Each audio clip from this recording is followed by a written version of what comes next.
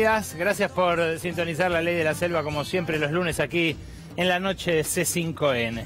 Son días agitadísimos en materia informativa y no solo acá en la Argentina, sino en el mundo. Pero vale la pena detenerse en esas conexiones, en la conexión entre lo que pasa en Medio Oriente y lo que ocurre aquí en Argentina.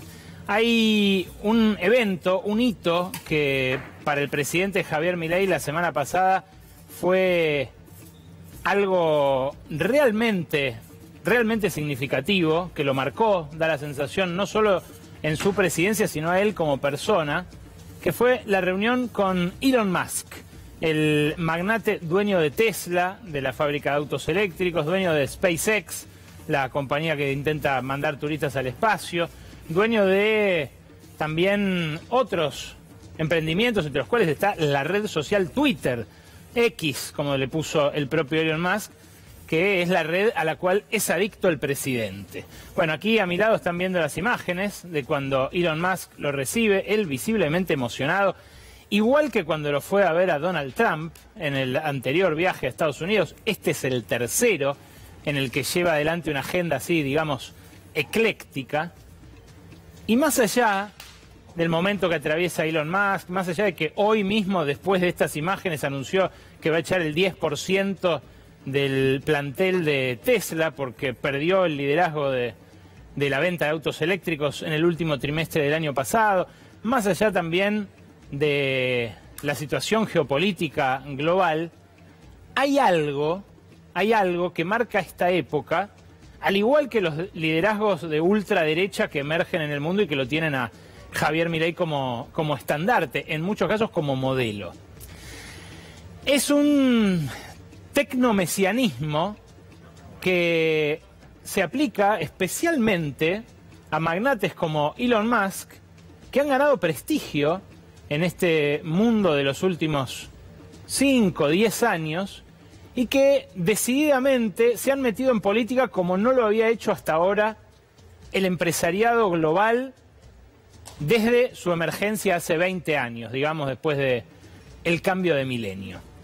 Bueno, Elon Musk es un referente de esto, además es un referente especialmente interesante porque abandonó Silicon Valley para irse a Texas porque no aguantaba los progres de California que le querían cobrar impuestos. Es un tipo que en las redes sociales dice barbaridades parecidas a las que a veces profiere ahí nuestro presidente, pero que encarna, como les decía, a la perfección este nuevo mesianismo magnate, del cual nosotros tenemos un ejemplo en la Argentina muy nítido, que ahora lo van a ver. Claro, este mesianismo magnate lo que da por hecho es que si alguien hizo guita, tiene razón en todo lo demás. Y entonces puede opinar con autoridad de todos los temas. Elon Musk lo hace todo el tiempo. Por ejemplo, opina sobre la tasa de natalidad a nivel mundial. Ha tenido muchos cuestionamientos por racismo el dueño de Twitter. De hecho, desde que asumió, Twitter tiene la mitad de la publicidad que tenía cuando la compró, porque un montón de universidades europeas dijeron: nosotros no queremos vernos asociados en nada con este señor. Bueno, apenas volvió Milei en el medio de los bombardeos en Medio Oriente a la Argentina, a su comité de crisis, aquí se conoció una noticia del exponente argentino de este mesianismo magnate, que es Marcos Galperín. ¿Cuál fue la noticia? Bueno, la anunció primero el propio Mercado Pago, que puso esto: los beneficiarios de la asignación universal por hijo, asignaciones, si lo podés frenar ahí, asignaciones familiares y por embarazo, Progresar y Programa Hogar, ya pueden cobrar estas prestaciones de manera totalmente gratuita a través de Mercado Pago. Abrimos hilo para explicarte, decía la compañía de Galperín, por qué esta es una gran noticia. En el hilo desgranan algunas de las ventajas que para los beneficiarios de estos programas, según Galperín, van a aparecer ahora que van a poder cobrar por Mercado Pago. Pero el que apareció haciéndole propaganda a esto inmediatamente fue Martín Menem, el presidente de la Cámara de Diputados. Puso esto: sin intermediarios, sin partidos políticos y de manera transparente. Menem, que tiene su apellido, bueno, asociado a uno de los partidos que orientaron la política argentina en los últimos 80 años, dice sin partidos políticos. Pero también dice sin intermediarios, cosa que la asignación por hijo desde su inicio tiene. No hay intermediarios en la asignación por hijo. Todo aquel que tiene un hijo o hija en edad de percibirlo, si tiene un empleo informal o si no tiene empleo, o si es una empleada de casa particular o ama de casa que no cobra por hacerlo, bueno, puede ir y postularse en cualquier lugar, en cualquier delegación del ANSES, en el sitio web del ANSES, sin ningún intermediario para cobrar la asignación por hijo. De hecho, por eso alcanzó la cobertura que alcanzó en comparación con otros programas sociales previos. Es completamente transparente, pero de algún modo el presidente de la Cámara de Diputados sugiere que no, y que lo va a hacer recién a partir de ahora. La realidad es que es todo mentira. Esto ya se podía hacer, de hecho ya había 24.000 personas que percibían estas asignaciones a través de Mercado Pago, porque está habilitado desde 2019. No hay intermediarios, como les decía recién, se puede uno anotar en la página del ANSES directamente. No se puede currar, como sugirió Marcos Galperín, porque justamente no hay intermediarios. Ahora sí habría un intermediario privado, que es la billetera electrónica de Mercado Pago. Pero sobre todo, algo de lo que se jactó Galperín es de que es gratis. Y ahora vamos a ver por qué no. Volvé al tuit, por favor, en el que el propio magnate se mete en esta discusión. Porque, claro, lo hizo en respuesta a una usuaria de Twitter que cometió la imprudencia de cuestionarlo. Con la nuestra, puso esta usuaria. El negocio millonario que le regalamos a Marcos Galperín. Más imbéciles no podemos ser. Fíjate lo que le responde el emigrado a Uruguay, dueño de Mercado Pago y de Mercado Libre. Es tal el placer de cortarle el curro a todos los gerentes cooperativistas de la pobreza y los piquetes que lo hacemos gratis. Bueno, esta es la principal premisa falsa de toda esta discusión. No es gratis. Hay algo que cuando empezaron a aparecer los servicios de Internet y las aplicaciones, se popularizó mucho entre los tecnólogos. Si algo es gratis, el producto sos vos. Y esto es lo que está pasando con un montón de plataformas que ofrecen servicios gratuitos a cambio de nuestros datos. Esto que va a empezar a hacer Galperín es en realidad la puerta de entrada a otro negocio mucho mayor, que es pagar las jubilaciones y luego que se paguen los sueldos a través de las billeteras electrónicas. De hecho, el decreto 70, el DNU con el que arrancó Milei y su gobierno, habilitaba el pago de sueldos vía fintech. Se podía cobrar por Mercado Pago, por Ualá o por cualquier otra. Esto puede llegar a representar una ventaja para el que cobra a través de estas billeteras, porque los bancos no ofrecen tan fácil la posibilidad de invertir el dinero y ganar intereses con ello. Ahora, eso se puede hacer con un botón en Mercado Pago. El problema es que lo que le pagan a uno es solamente una partecita del interés que genera ese dinero. Y nadie tiene la obligación, siendo una billetera electrónica, de dar detalles de esa inversión como si están obligados a hacerlo los bancos.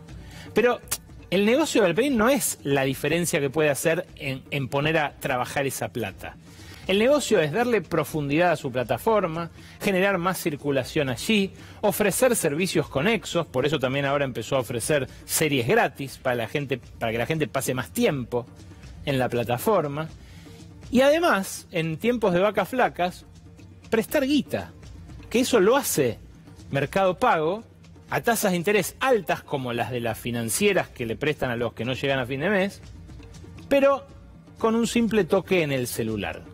Es inconmensurable el negocio que se abre para el Elon Musk argentino a partir de esta novedad que conocimos ayer y que, como digo, podría escalar muchísimo, muchísimo a futuro.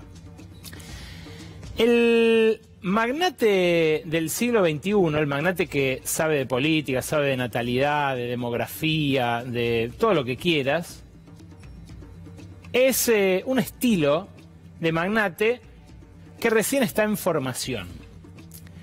Pero la vieja escuela, pongamos en realidad, hermano mayor de Marcos Galperín, Jeff Bezos, el dueño de Amazon, que se compró el Washington Post en vez de comprarse Twitter, como hizo Elon Musk, forma parte de otra categoría. Una categoría en la cual, por ejemplo, reviste Jamie Dimon. Jamie Dimon es el CEO de JP Morgan, el banco más grande y más importante del planeta. El CEO de JP Morgan hizo llegar la semana pasada una carta a los accionistas del banco donde advierte tambores de guerra en el planeta. No es el único. Hay muchos otros que exigen una respuesta militar de Estados Unidos como lo hace Jamie Dimon en esta carta. Pero él lo hizo de manera muy nítida. Dijo: Estados Unidos y el mundo occidental libre ya no pueden mantener una falsa sensación de seguridad basada en la ilusión de que las dictaduras y las naciones opresivas no usarán sus poderes económicos y militares para proveer sus objetivos, particularmente contra lo que perciben como débiles, incompetentes y desorganizadas democracias occidentales.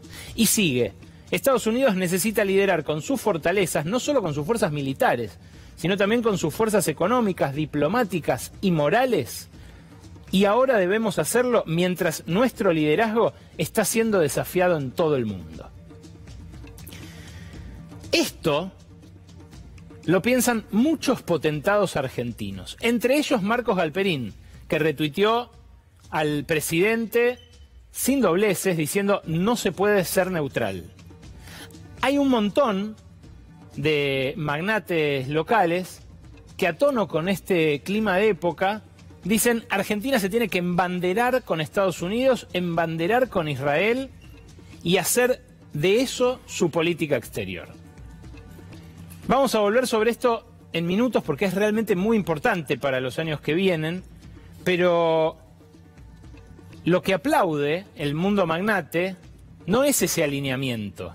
Lo que aplaude de Milei, aquí en la Argentina, es la ferocidad de un ajuste que hasta ahora, entienden ellos, no enfrentó la menor resistencia.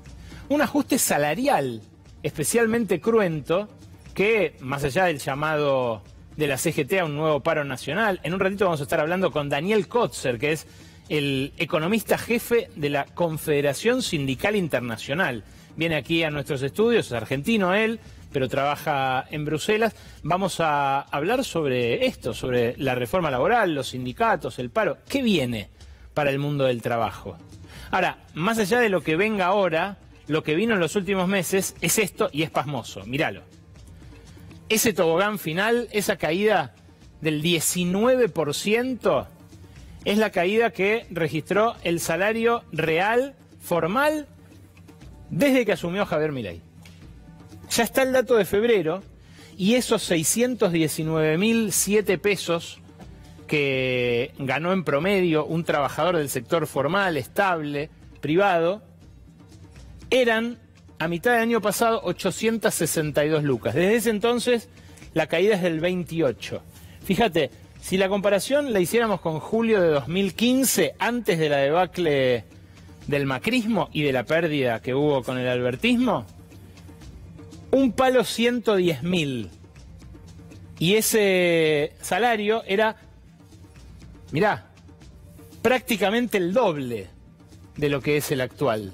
Estoy hablando plata de hoy. A plata de hoy el sueldo promedio en julio de 2015 era eso, un palo 110.000. Pero esto es lo que me pareció más interesante porque esto no lo veníamos mostrando. A ver si llegas a mostrar las dos a la vez, Manchi.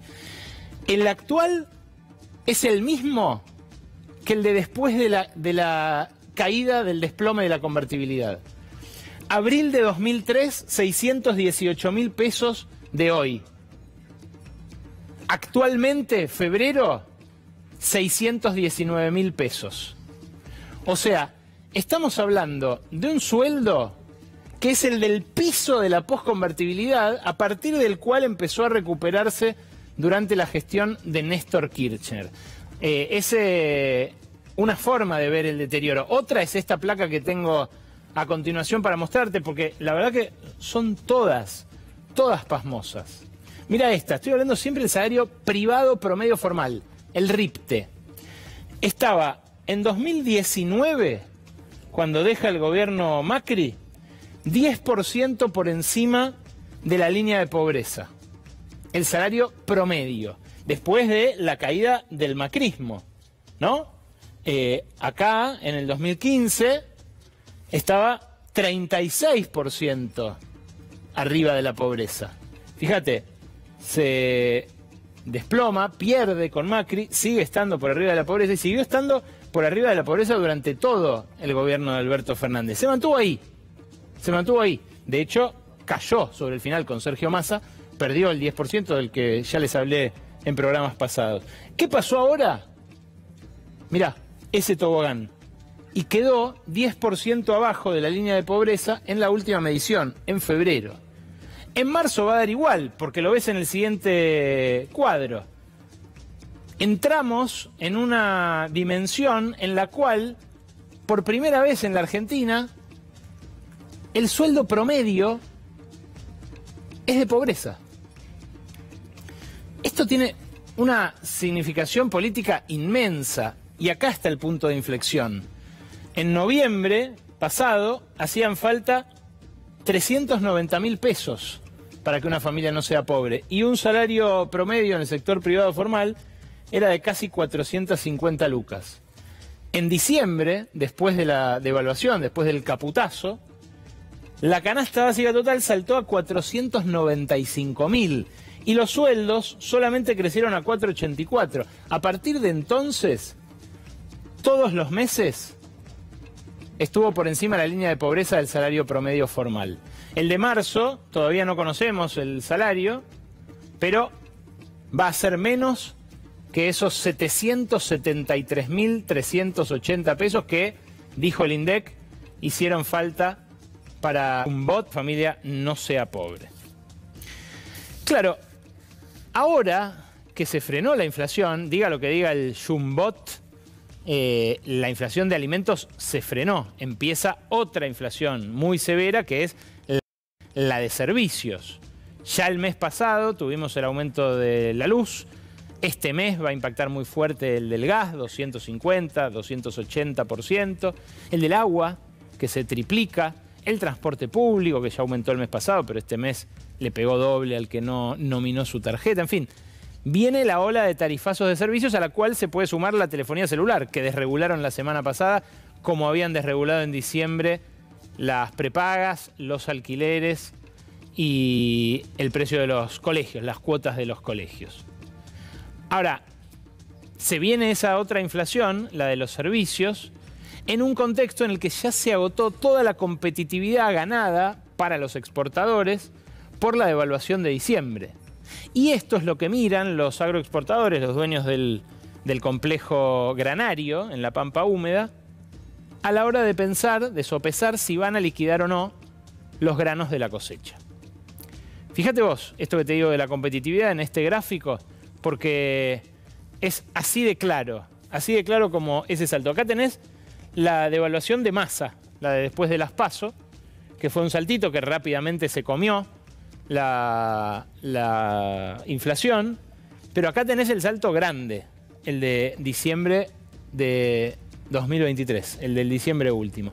Y después tenés esa caída, que es como el peso se va atrasando, lo que hace que hoy una lata de atún, bien jugado Ramiro Marra, una lata de atún valga acá el doble que en Manhattan o que en Madrid, el atraso del tipo de cambio. Claro, es una técnica muy rudimentaria de macroeconomía que utilizan algunos ministros para frenar los precios.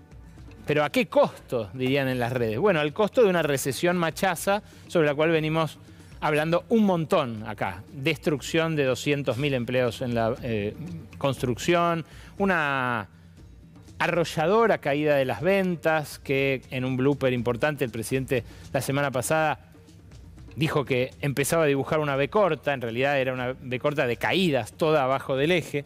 Bueno, fíjate, ahora estamos en un dólar de 864 pesos. La semana pasada, 8 de abril. Si lo proyectamos con la inflación actual, incluso marcándola como descendente, pero con una devaluación de solo el 2%, para el 30 de junio vamos a tener un dólar equivalente a pesos de hoy de 7,27. El sojero ve esto y dice, ¿qué? ¿Yo tengo que liquidar desde ahora hasta junio con este tipo de cambio? No, pará. ¿Qué onda? Si yo tenía, fíjate, en esta rayita el promedio histórico, en la raya roja, el promedio histórico son 8,35.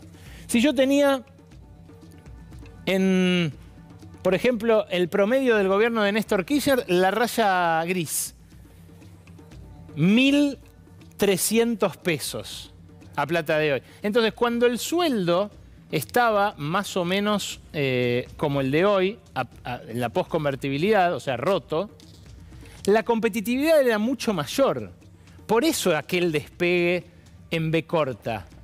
Por eso ahora, con una competitividad mucho más deteriorada, es difícil que se dé. No imposible, pero es muy difícil que se dé sobre los motores que tenemos en la Argentina y que conocemos.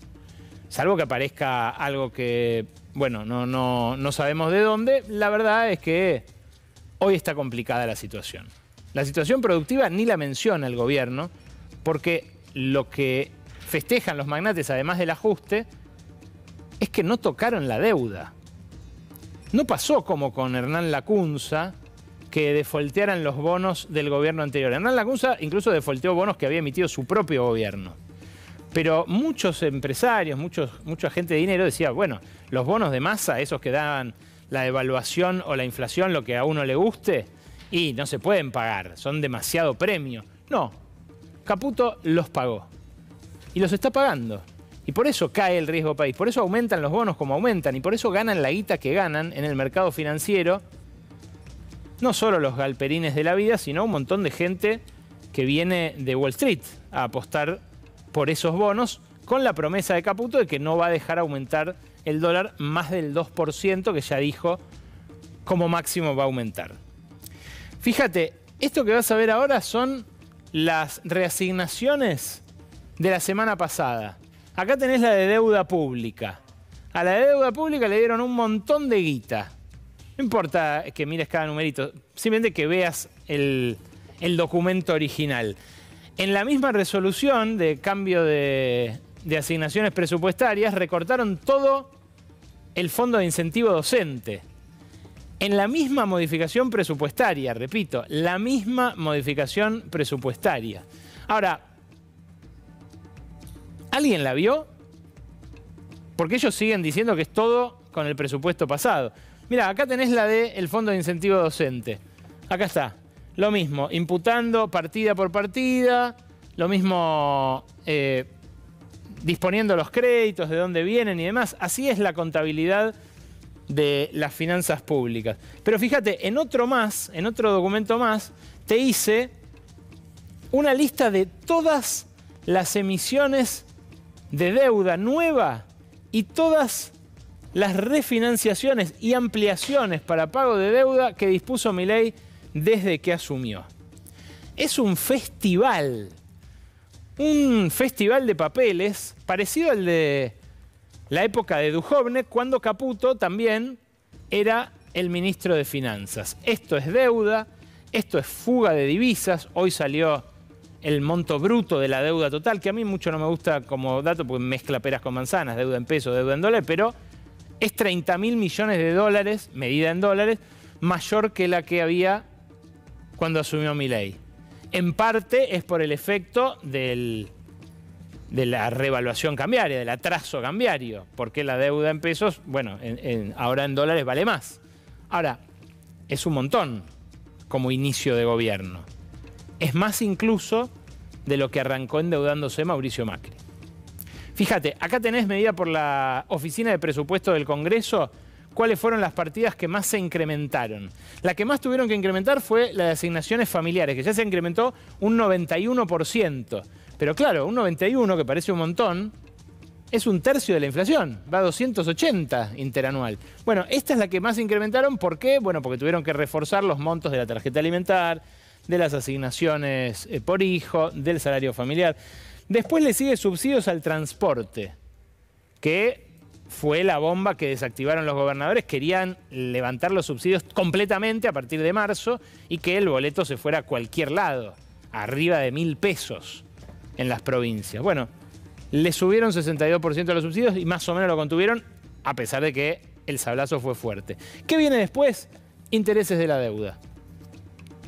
60,9% de incremento, muy por encima de jubilaciones y pensiones, que está aguantando con la partida del año pasado solo incrementado un 47%, mucho más que gastos en personal, al que en parte están echando y en parte le están licuando los sueldos, mucho más que otros gastos corrientes, mucho más que los subsidios a la energía, porque claro, esos se están recortando por los tarifazos, y mucho más sobre todo que, acá las tenés congeladísimas, las transferencias a las provincias.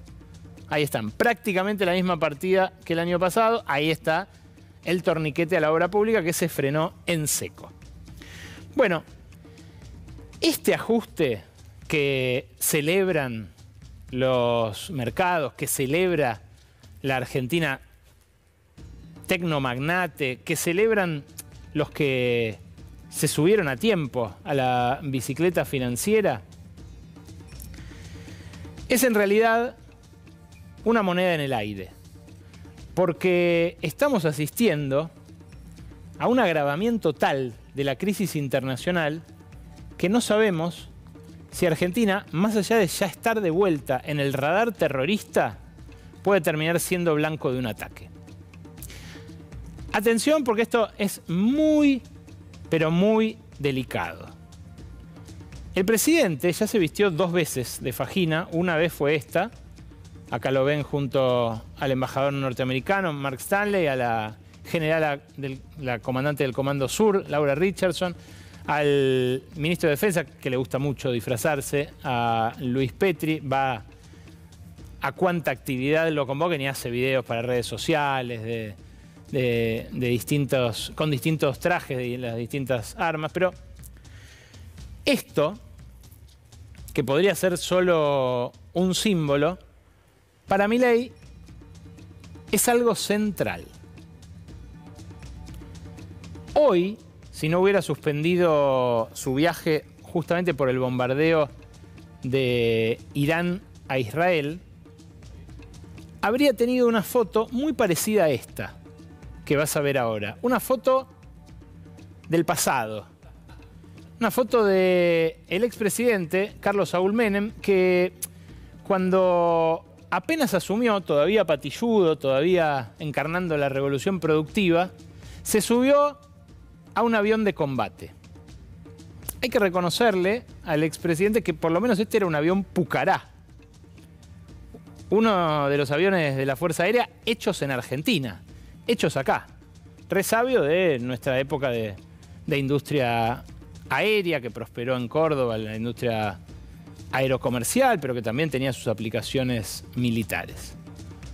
Bueno, Milei, si se hubiera ido a Dinamarca, se habría subido a un F-16 norteamericano que Estados Unidos financió que Argentina le compre a este país miembro de la OTAN. Al final fue Petri, que seguramente va a posar adentro del avión, no se va a perder la oportunidad.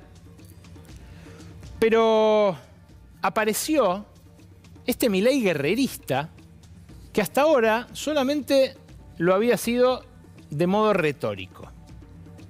Y aparece en un momento muy particular. Digo, había aparecido acá en Bahía Blanca, en esta imagen que ven atrás mío, vestido cuando fue la desgracia de aquel tornado que mató gente en un club, en un torneo infantil, deportivo. Pero lo que apareció ahora, en un momento muy dramático para el mundo, es un Milei que puede meternos en problemas a nosotros, al país. ¿Por qué digo esto? Bueno, porque si bien parece gozar de cierto apoyo que contrasta con la dureza del ajuste que está aplicando, el presidente sabe que ese es un apoyo muy volátil.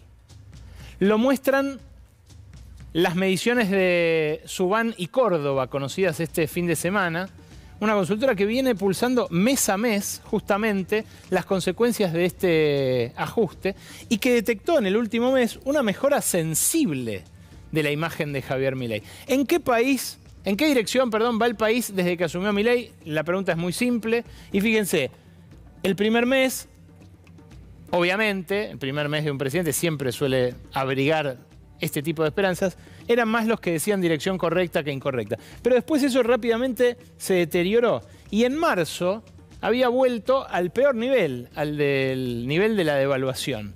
¿Qué pasó en abril? Fíjense, mejora 5 puntos.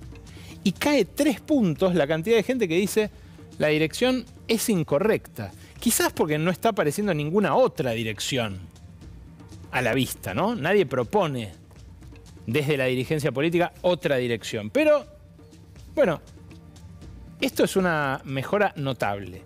Ahora, ¿por qué digo que es relativa o frágil? Por otras dos preguntas que hacen los mismos Subán y Córdoba. Primero preguntaron cómo manejó el gobierno la crisis del dengue y cómo habría que manejarla. ¿Qué cree que debería hacer Javier Milei para lidiar con la epidemia de dengue? Bueno, 21,6% coincide con él, que hay que dejar que el mercado resuelva todo, no intervenir. Pero 2/3 creen todo lo contrario, que hay que comprar vacunas y comprar repelentes de forma masiva y realizar campañas preventivas, todo lo contrario a lo que hizo el gobierno. Fíjate la siguiente, le preguntaron a la gente, ¿la educación pública es algo que cada uno tiene que conseguirse o es un derecho de todos y hay que defenderla? Bueno, con esta última afirmación está de acuerdo casi un 68% de la población. Algo que le augura buen público, buena asistencia a la marcha del 23 de abril que está organizando la UBA junto con todas las universidades del país, los centros de estudiantes, gremios docentes y demás. Solamente el 8% está en desacuerdo, porque entre los muy de acuerdo y los de acuerdo leve suman 87%. Es un valor unánime, prácticamente, la educación pública.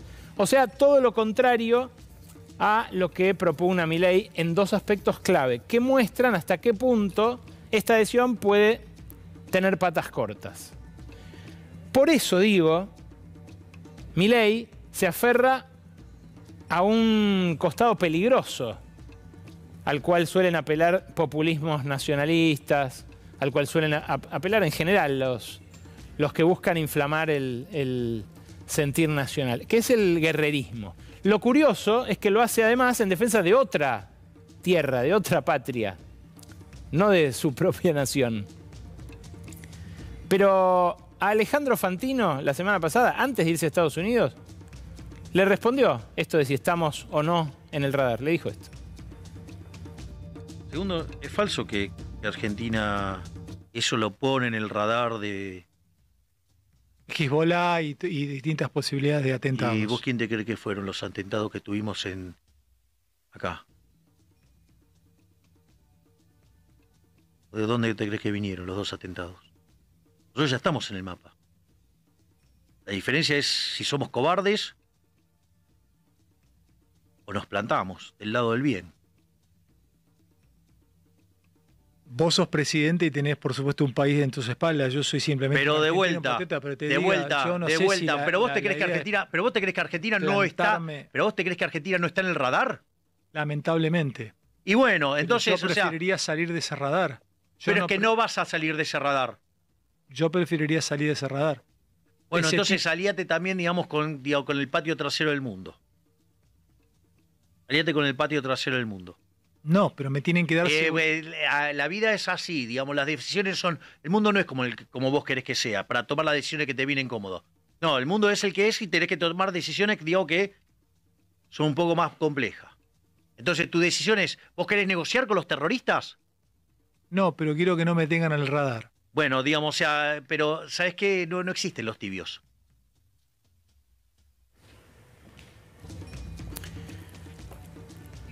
No hay que ser cobarde, dice Milei, como si las dos alternativas fueran hacer seguidismo de la política de Israel, cuestionada incluso por Estados Unidos en estos últimos meses, o ser cobarde.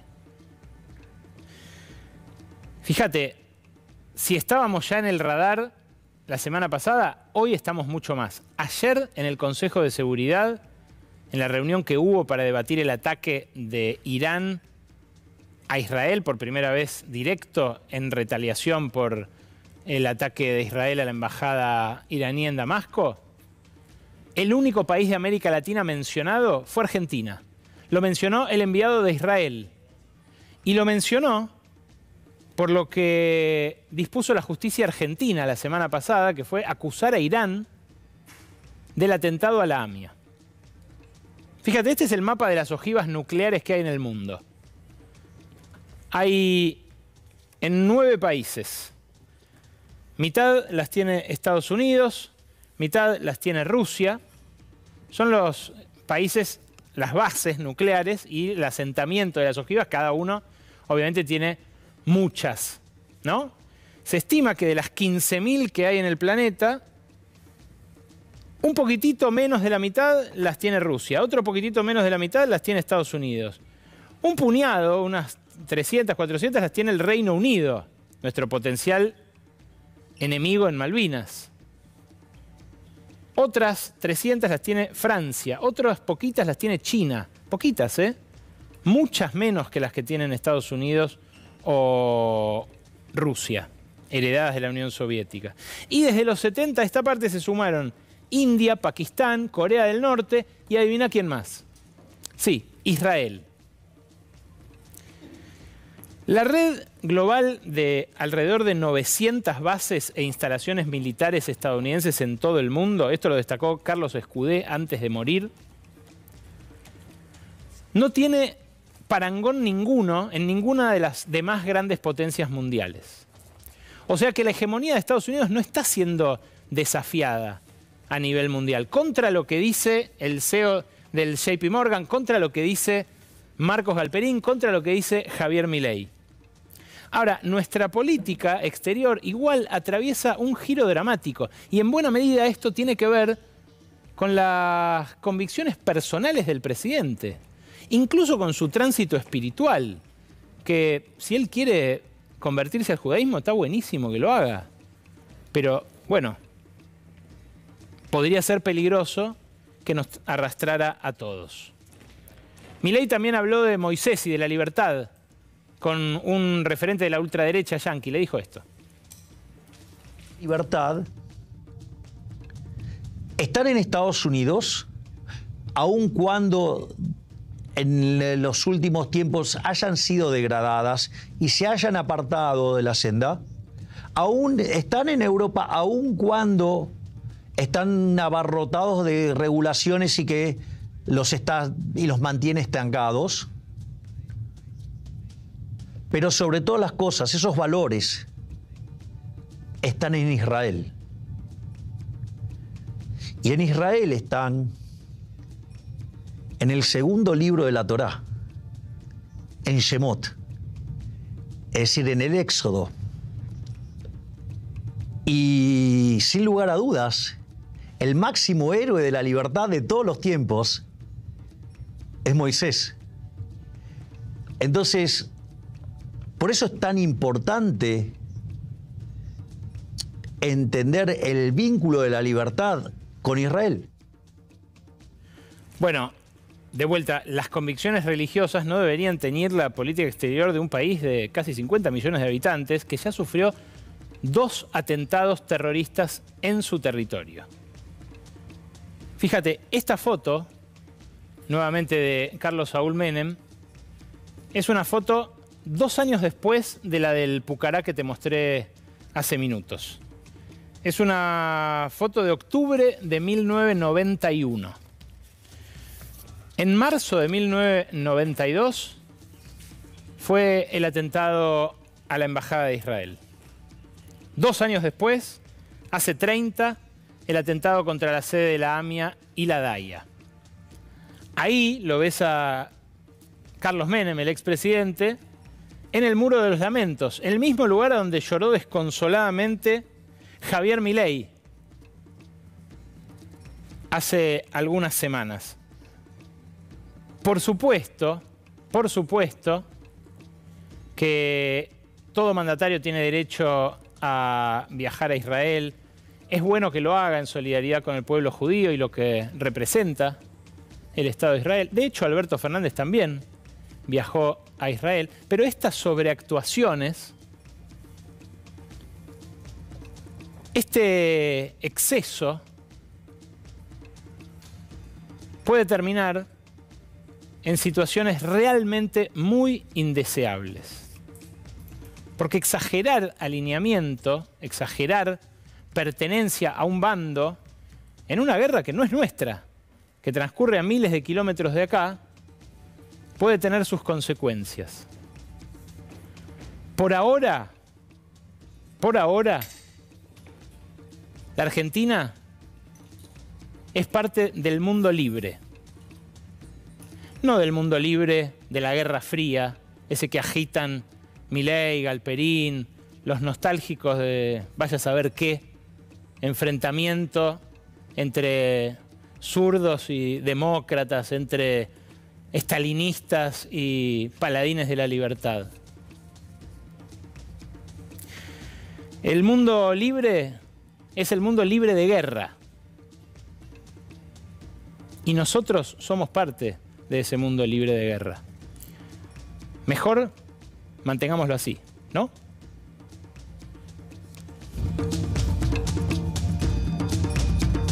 Santiago Juncal es analista internacional, tiene la gentileza de acompañarme esta noche. Buenas noches, Santi. Buenas noches, Ale. Bueno, novedades que en un ratito vamos a repasar y que además vamos a conversar con Hador Khalid, un catedrático que vive en este momento en Jordania y que está muy cerca de los hechos. Novedades de hoy, Santiago, que se hayan producido después de esta reunión de la ONU de ayer.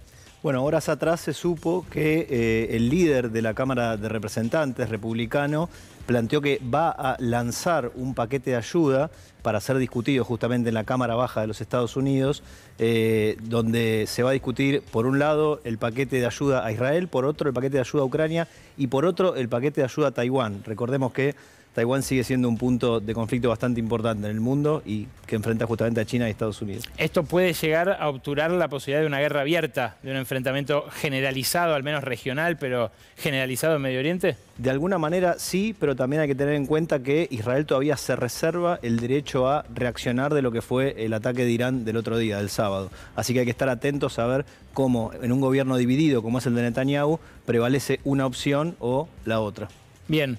Gracias. En instantes, Santiago Juncal, después de las 12. Antes, vení, seguime que voy a hablar con Daniel Kotzer. ¿Cómo estás, Dani? Gracias por venir. Hola, Ale. Muchas gracias a vos por invitarme. Bueno, Daniel Kotzer fue funcionario en distintos organismos multilaterales y ahora defiende los intereses de los trabajadores a nivel mundial. Menuda tarea. Se hace lo que se puede. Bueno, vamos perdiendo, Dani, lo lamento decir. No. Yo no creo que vayamos perdiendo a nivel global. Creo que hubo una pérdida muy grande desde la restauración conservadora de Thatcher y de Reagan, con caída en los salarios reales, caída en los niveles de afiliación, pero me parece que a partir de la crisis financiera internacional se retomó un camino de solidaridad, de lucha, que está llevando a algunas batallas que son modestas en relación a lo que se perdió, pero que implican un cambio de tendencia, como por ejemplo la sindicalización, el aumento de la sindicalización en Estados Unidos, en sectores como Starbucks o como Amazon o las automotrices, la gran huelga de los guionistas y los actores de Hollywood que terminó también con éxito, mucha dinámica en la negociación colectiva en algunos países y el último éxito que nos tocó de cerca como Confederación Sindical Internacional, que fue esta nueva resolución, adopción del Consejo de Administración de la OIT, de la Organización Internacional del Trabajo, sobre la definición, la determinación y el cálculo del salario vital, que era una deuda pendiente de la OIT desde la Declaración de Filadelfia en 1944. Bueno, justo cuando acá desaparece la significación del salario mínimo vital y móvil, ¿no? Porque exactamente. hoy acá está 202 lucas contra una canasta que recién mostraba, una canasta de pobreza de 770. Eso sería insostenible en cualquier tipo de negociación o país, justamente por el dramatismo y la diferencia que hay entre las necesidades de los trabajadores y el costo real de la canasta, y además por la ausencia de un camino, de una agenda de convergencia, que es lo que este grupo de expertos y el Consejo de Administración de la OIT adoptan, que es la determinación de cómo hacen los salarios mínimos para llegar al salario vital en el caso de que estén por debajo. ¿Es una política deliberada la de Milei y Caputo, la de deprimir los sueldos para que se frenen los precios?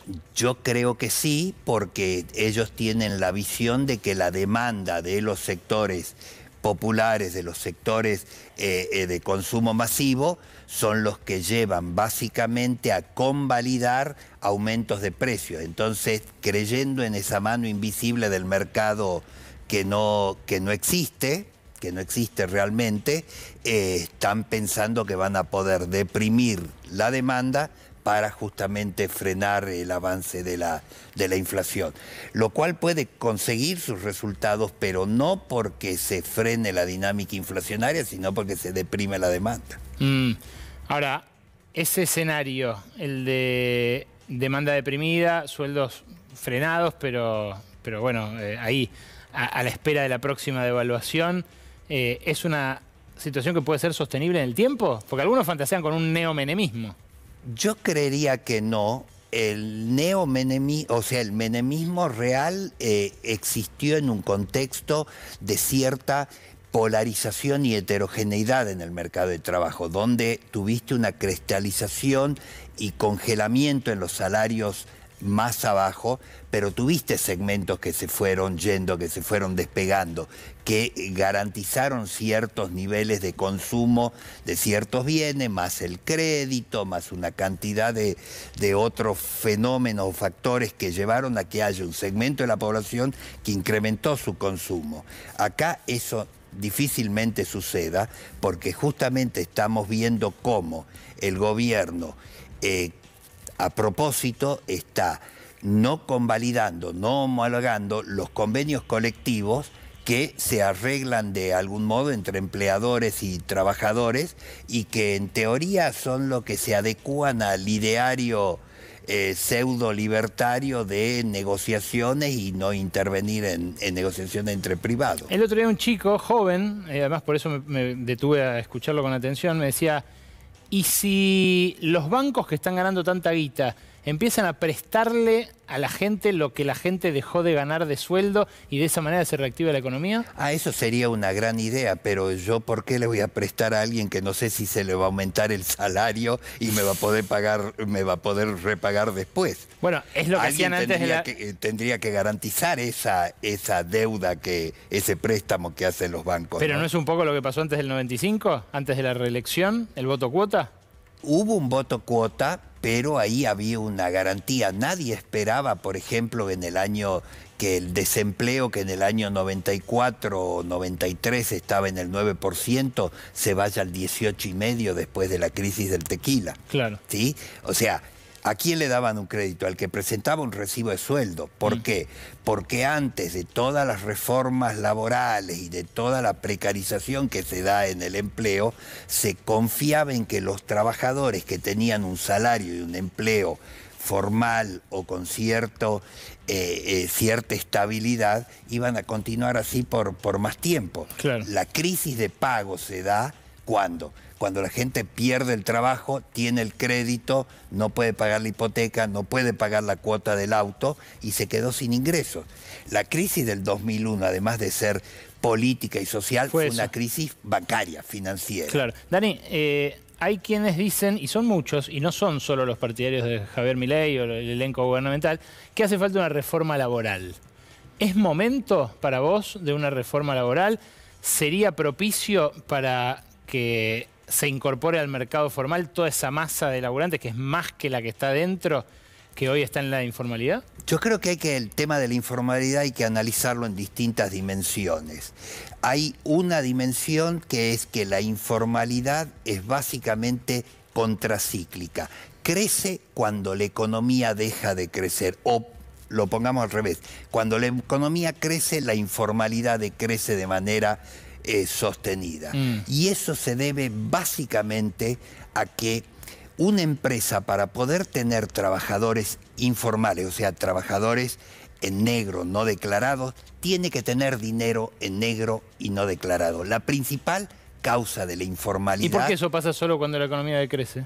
Porque cuando la economía decrece, los empresarios postergan la declaración de impuestos o evaden más impuestos, subdeclaran las ventas, porque eso les acomoda la ecuación económica. Entonces, cuando tienen dinero que no lo pueden declarar, no lo pueden llevar al banco, y tienden a contratar trabajadores pagándoles en efectivo con ese dinero. O sea, no es el problema de que después le vayan a tener que pagar una indemnización, que los costos sean altos de un juicio, eventuales, contingentes.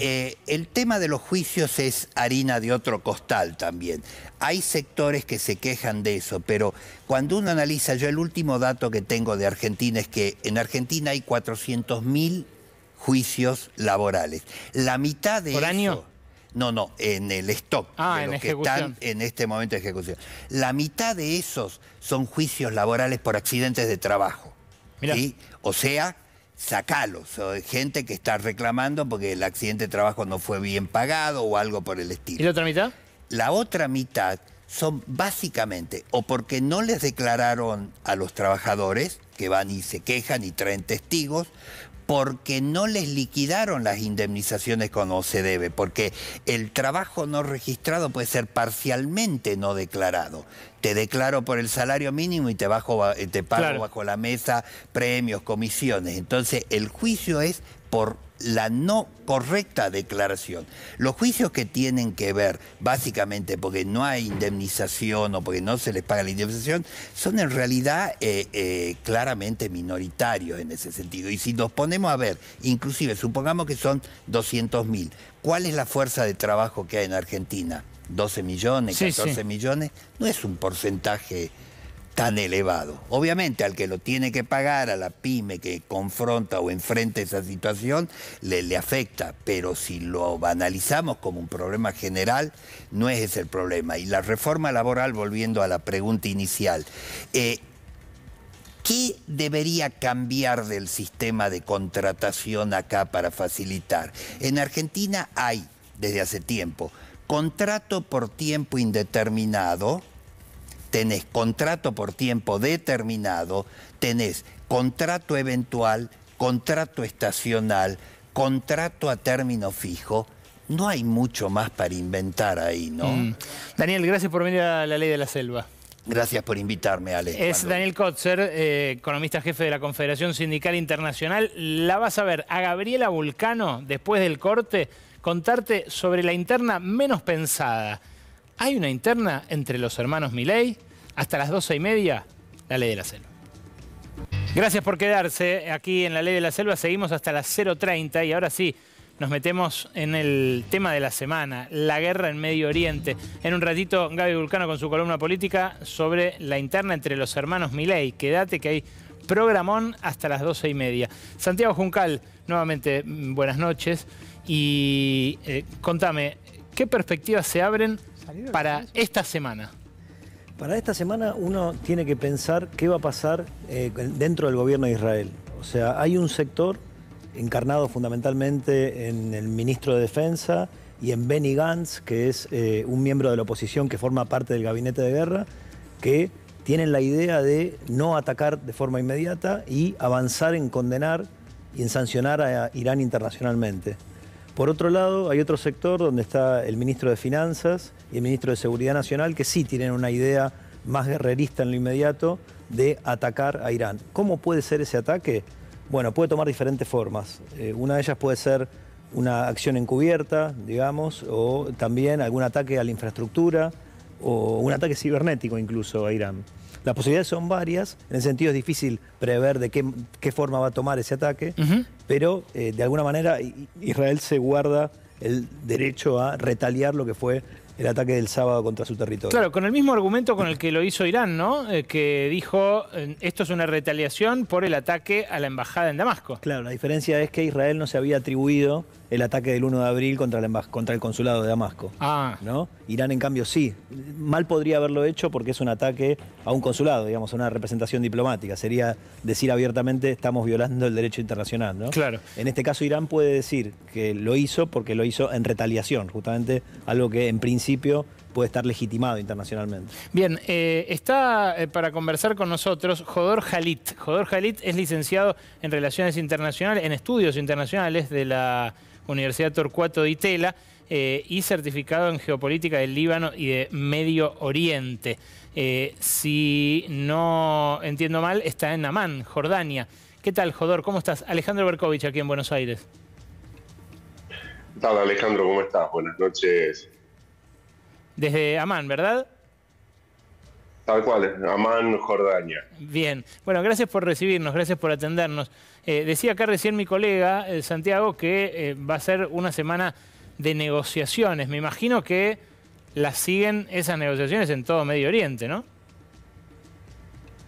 Sí, acá la gente común de a pie todo el día está siguiendo qué es lo que está pasando en la región, particularmente el último ataque, porque integró o trajo a la tabla de juego a un montón de países, no solo a Irán e Israel, sino que también involucró al Líbano, involucró a Siria, involucró a Jordania y también países fuera de la región, ¿no? Estados Unidos, Inglaterra, todos participando en la respuesta para poder frenar todos estos misiles y drones que había enviado Irán.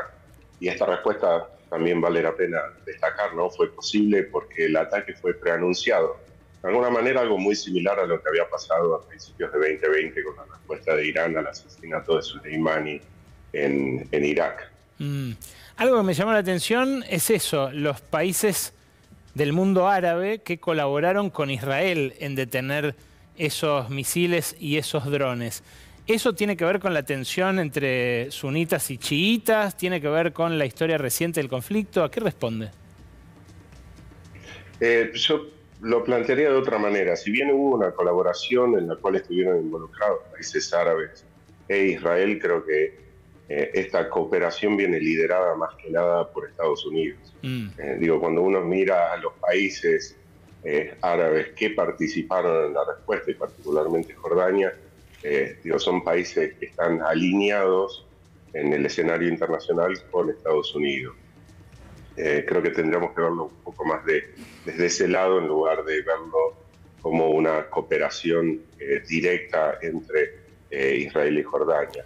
Ahora bien, también habría que recordar a la audiencia, ¿no?, de que hay algunos países árabes que han no solo normalizado relaciones recientemente, como podríamos mencionar Emiratos Árabes Unidos, Marruecos, Sudán, sino también tener en cuenta de que países como Jordania y Egipto firmaron un acuerdo de paz, por lo cual en la región Israel no es que tiene malas relaciones con todos los países árabes.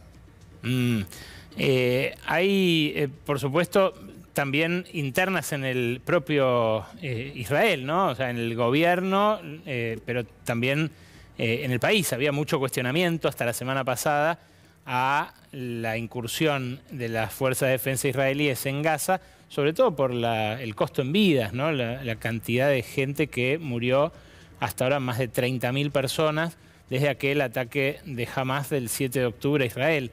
¿Esto crees que lo revierte? ¿Que revitaliza la posición de Israel o la devuelve, si querés, al papel de víctima que parecía perder con la brutalidad de esa incursión en estos últimos meses? No, sin duda que especialmente para la audiencia en Occidente, ¿no? Termina transformando otra vez, o termina convirtiendo, o poniendo en el lugar, no sé si de víctima, pero digamos del país atacado, ¿no? Desde ese lugar, sin duda que moviliza a la opinión pública en su favor, que como bien vos decías, ¿no? La posición de Israel y las acciones de Israel fueron muy cuestionadas en este último tiempo. Digo, y como decía tu colega también, digo, los cuestionamientos también vienen desde adentro, y por eso tu colega mencionaba, digo, las divisiones internas, ¿no? Netanyahu está siendo cuestionado ya hace varios años, motivo por el cual hubo un ciclo de casi 2 años con, si no recuerdo mal, fueron 5 elecciones, las cuales una de ellas perdió, después volvió, pero los cuestionamientos también hacia Netanyahu vienen previo al 7 de octubre. Y no faltan los analistas que van a apuntar o que han apuntado que esta reacción tan fuerte o la reacción o la acción militar en Gaza mucho tiene que ver con los cuestionamientos que se le presentan a Netanyahu desde dentro mismo de Israel. Está acá Santiago Juncal también para consultarte. Sí, efectivamente. Incluso uno puede pensar que en Irán también hay un problema de legitimidad interna, ¿no? Tanto el gobierno de Israel como el gobierno de Irán pueden estar buscando a su manera en el exterior cierta resolución, entre comillas, de problemas que tienen internamente. No hay que olvidar que efectivamente el gobierno de Netanyahu tuvo protestas importantísimas en las últimas semanas, además de que venía siendo bastante cuestionado por buena parte de la población desde antes del 7 de octubre, pero también en Irán ha habido protestas muy importantes entre 2021 y 2022 y todo eso quedó en la sociedad, digamos. Es un gobierno que también, con esta reacción del otro día, se legitima o intenta legitimarse ante cierta parte de la población que pensaba que no podía quedar ese ataque a la embajada, al consulado de Irán en Damasco sin respuesta, ¿no? Qué interesante lo que marcas. Claro, uno imagina, Jodor, también desde acá, un Irán monolítico, ¿no? Quizás por ignorancia, quizás por otredad cultural, pero uno imagina que del 79 los ayatolás hacen y deshacen, no hay disidencia ni ningún tipo de crítica, pero ¿cómo se vive esto ahí en el mundo árabe? Digo, las diferencias dentro de Irán las hemos visto un poco más en los últimos años.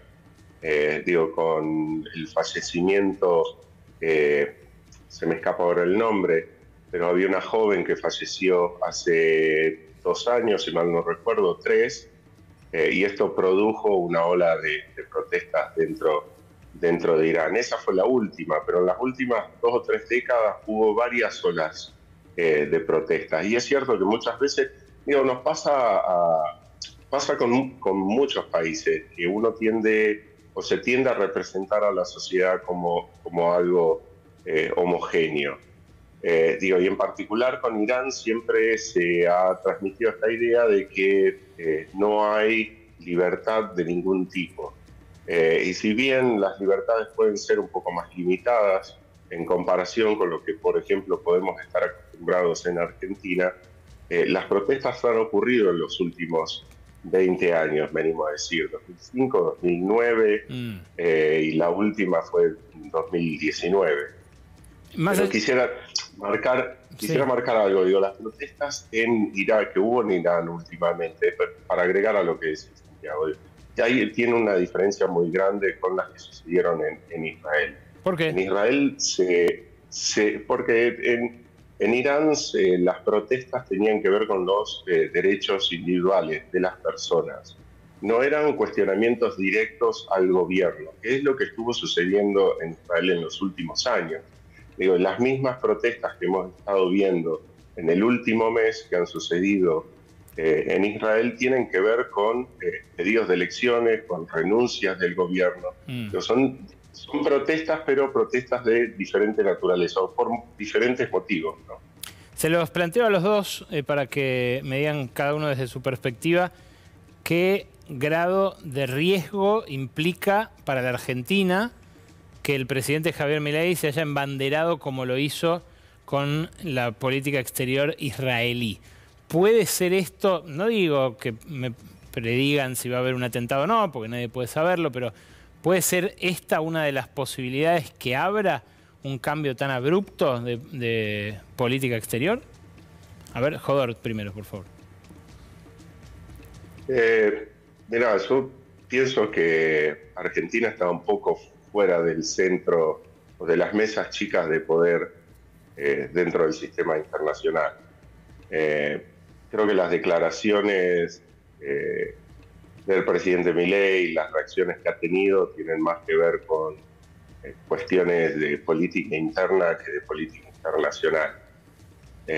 La verdad que no veo hoy día a la Argentina participando en una acción militar de la OTAN como ha sucedido, por ejemplo, a principios de los 90, en apoyo a una coalición internacional que en su momento rechazaba o tomaba acciones en contra de la ocupación de Kuwait que había hecho Saddam Hussein. Irak, Sí. el Irak de Saddam Hussein, tal cual. Yo no veo una acción similar en este momento. Insisto, me parece que tiene que ver más con una cuestión local o de política doméstica, o incluso hasta podemos decir que tiene que ver con una cuestión personal, ¿no?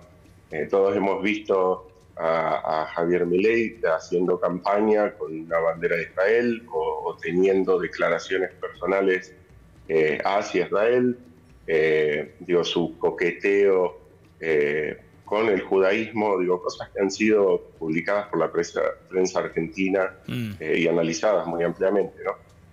Jodor, gracias por este rato que te tomaste, ¿eh? Un abrazo. Gracias a vos. Nos vemos. Hasta luego. Jodor Halik, desde Jordania, desde Amán. Y la última palabra para vos, Santi. ¿Crees que puede ser un peligro esto?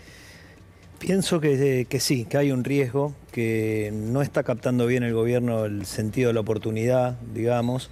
Y coincido a la vez en parte en lo que decía Jodor, en el sentido de que el escenario no es exactamente similar al de los 90, pero también es cierto que las señales de acercamiento no solo a Israel, sino también a Estados Unidos, que ha dado el gobierno de Milei, por ejemplo, pretendiendo ser ya no aliado extra-OTAN, sino socio global de la OTAN, apuntan a un alineamiento estrecho y que en este momento tendría que ser diferente la política exterior, en el sentido de pensar en un mundo que, a pesar de todos los desafíos y los problemas que tiene, también tiene oportunidades, diversificar justamente las relaciones externas para no aliarse con una potencia que, tiene sus bemoles, ¿no? En el actual contexto, por lo menos. Gracias, Santiago Juncal, analista internacional, economista. Antes que ir a Gaby Vulcano, a veces la ley de la selva se pone difícil, se convierte en la ley del gallinero.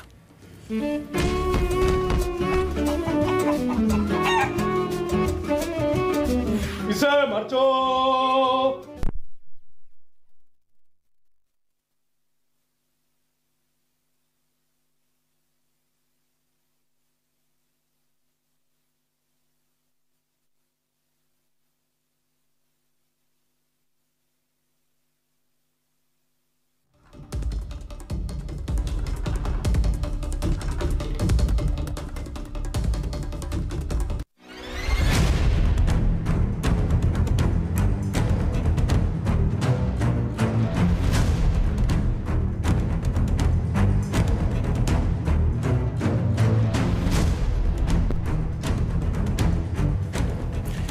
Muy unidos se los veía hasta ahora estos hermanos. Se nos arruinó el audio del clip. Ahora en un ratito vamos a ver si lo metemos nuevamente, lo del gallinero. Bienvenida, Gaby Vulcano.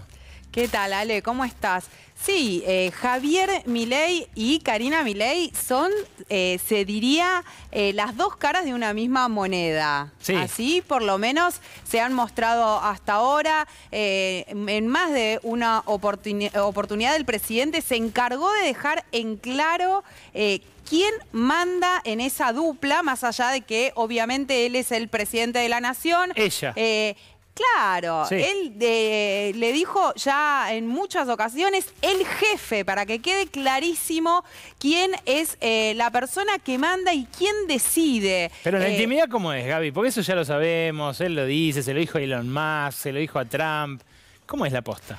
Bueno, lo que está pasando y lo que estamos viendo en los últimos días, en el último tiempo, algo que no es tan nuevo, pero se puso mucho más en evidencia, es que cada una de las personas que Milei siente como parte de su círculo de confianza, hay varios anillos en ese círculo de confianza que tiene Milei, pero él dice, bueno, estos son los hombres en los que yo confío.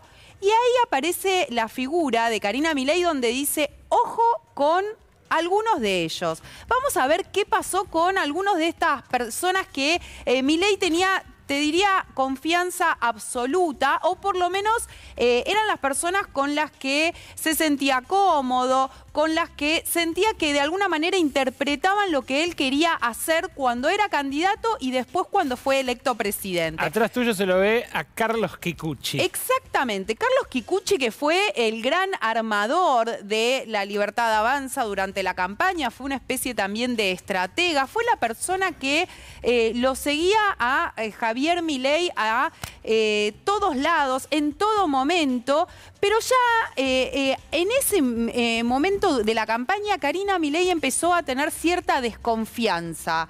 Decía, ojo que Kikuchi no es la persona que vos creés, se lo decía Javier Milei, se lo remarcaba. Una vez que ganó La Libertad Avanza y que Javier Milei se convirtió en presidente, directamente lo apartaron de todo lo que tenía que ver con la toma de decisiones dentro de La Libertad Avanza. Decíamos, alguien que era de muchísima confianza de Milei. Bueno, ¿fue la única persona con la que pasó esto? No. Otra de las personas muy cercanas a Milei y que te diría que tuvo muchísima exposición mediática durante la campaña y después fue bajando el perfil fue Ramiro Marra. Ramiro Marra, que llegó a ser el jefe del bloque de legisladores porteños. Tenía diálogo directo y permanente con Javier Milei y ahí Karina Milei también decidió correrlo. Ah, ¿también fue Karina? Claro, fue Karina la que dijo, no es más Marra el jefe del bloque de legisladores porteños. Implacable. Implacable, decidió que ese lugar lo ocupe otra persona, Pilar Ramírez, alguien que viene de otro palo, porque viene del palo incluso del peronismo, que ha tenido vínculos con el peronismo. Sin embargo, Karina Milei dijo, yo confío en esta persona.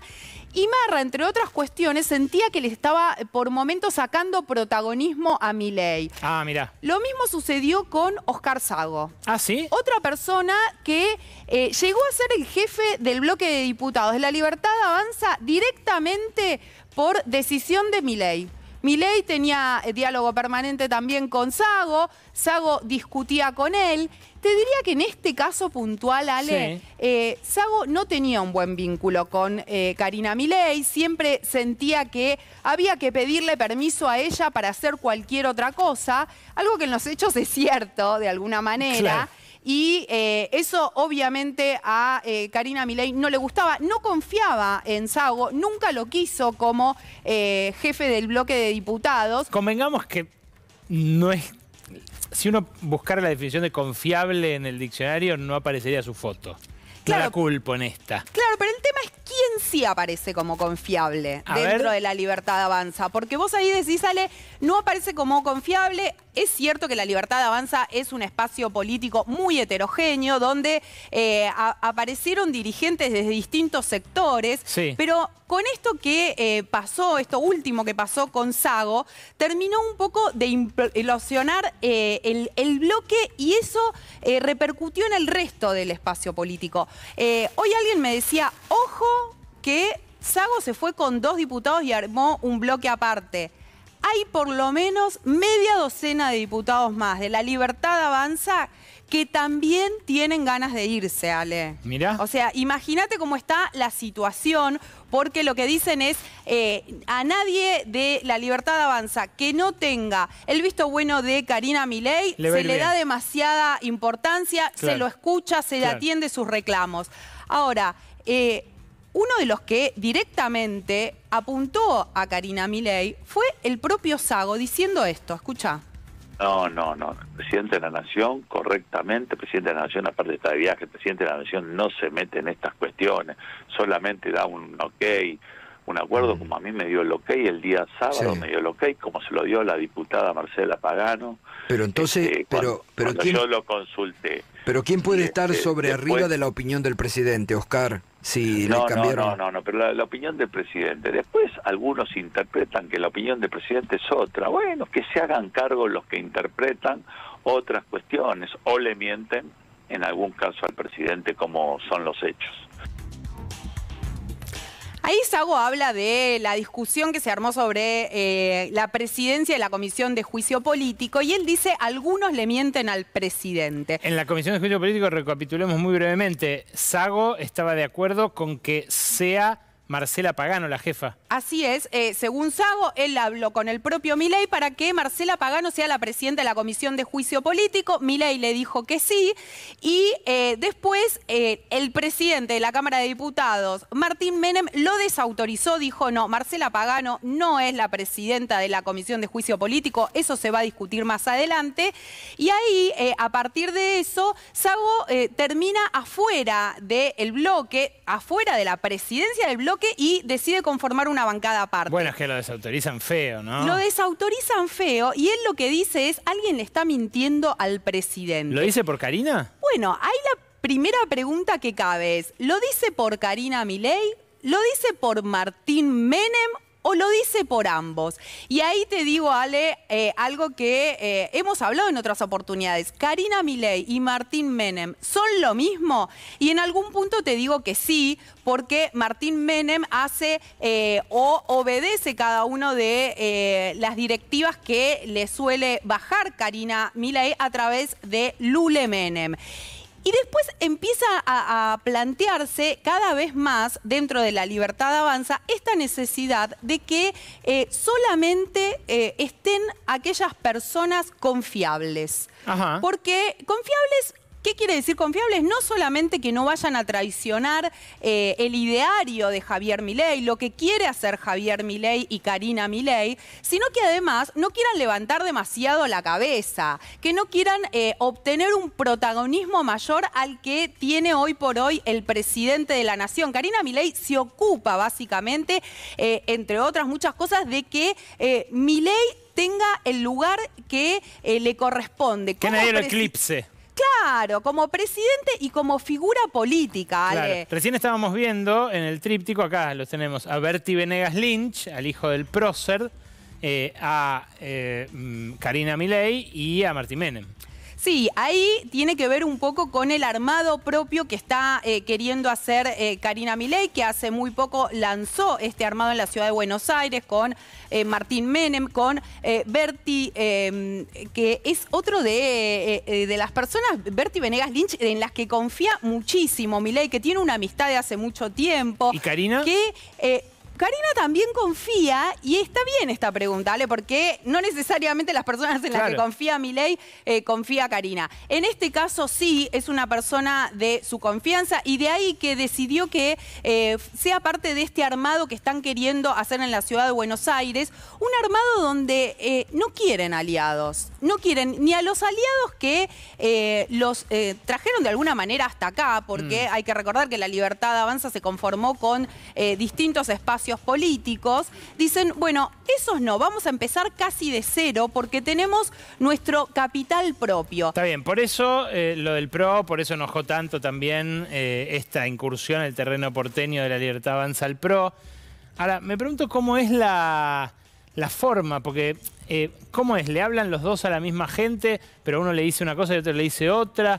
¿Cómo es que entran en conflicto los hermanos? Bueno, te diría que acá, Ale, hay una, casi que cabe la pregunta, ¿alguno hace de policía bueno y otro de policía malo? ¿O realmente hay un encontronazo entre ellos? ¿Es así? Por ejemplo, y En algunos momentos cada uno ocupa su rol y en otros, en el caso de Milei, por ejemplo, que quiere tratar de tener algún tipo de vínculo todo el tiempo con Mauricio Macri, presidente del PRO, expresidente, de hecho, decidió enviarle a Santiago Caputo, otra persona de su confianza, la semana pasada para que se reúna con Macri y que contenga el enojo que viene teniendo Macri por varias cuestiones que tienen que ver con el terreno parlamentario, pero también tienen que ver con la Corte Suprema de Justicia. Hablaron de muchos temas y Karina Milei es la que le dice todo el tiempo a Javier Milei, a su hermano: con Macri, tené cuidado, no, que quiere quedarse con parte de tu gobierno, no le vamos a entregar nada, no le vamos a entregar ningún ministerio, algo que Karina Milei siente que desde el PRO se quieren apoderar de eso. Ahora, ¿qué pasa cuando Milei, Ale, no está de acuerdo con su hermana? ¿Pasa eso, que no está de acuerdo? Bueno, sí pasa que a veces el presidente no está de acuerdo con algunas de las decisiones de Karina. Lo primero que te diría es que nunca le dice que no está de acuerdo, no la enfrenta, no le dice en esto me parece que no, pero a veces a través de algunas de las personas de su confianza y a veces hasta te diría de las personas que sabe que Karina Milei no quiere mucho, trata de ver si la pueden convencer de que tome otras decisiones. Que le digan o le marquen alguna cosa con la que tal vez Milei no está tan de acuerdo. Ahí sí, quienes conocen muy de cerca al presidente, a Karina, te dicen, entre ellos nunca va a haber ni un sí ni un no, por lo menos hasta ahora, y por lo menos no va a ser cara a cara. Es cierto que Milei le ha dejado en claro a su hermana que muchas veces tiene una mirada distinta respecto a qué es lo que hay que hacer con la política de alianza, con esto que te decía, esta necesidad de acercarse a Mauricio Macri y donde Karina Milei prefiere tenerlo un poquito más lejos al expresidente, con estas relaciones que Milei todo el tiempo trata de conservar y que Karina Milei le dice al oído todo el tiempo: tené cuidado porque quieren quedarse con lo que nosotros construimos y que nos llevó hasta acá. Ella está convencida de que el año que viene hay que conformar un espacio propio que les pertenezca a ellos solos y al equipo que ellos decidan conformar, estas personas en las que confía hasta ahora ella ciegamente, que dice son los que no nos van a traicionar, son los que van a acompañar lo que nosotros digamos, y en este sentido te diría que ahí sí, puertas afuera, no aparecen fisuras entre los hermanos. Gaby Vulcano con su informe político de esta semana. Gracias, Gaby, por tanto.